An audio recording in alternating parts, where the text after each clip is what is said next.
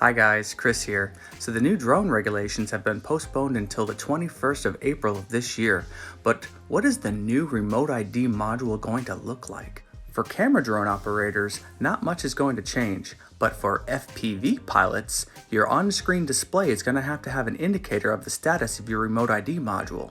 The FAA will probably have a view something like this to see where you're flying and what you're taking pictures of. Patents have already been filed with the US Patent Office for the Remote ID module, but what does it actually look like? What components are going to go inside? For camera drone operators, it could be a firmware or software update. Just like DJI has already announced in most of their commercial drones, this embedded technology is available.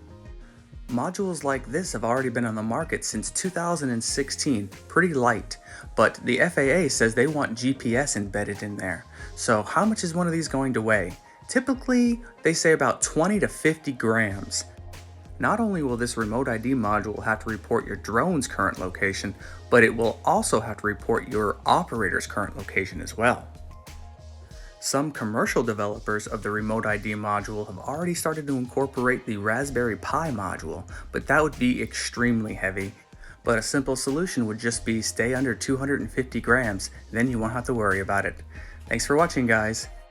Don't forget to like and subscribe.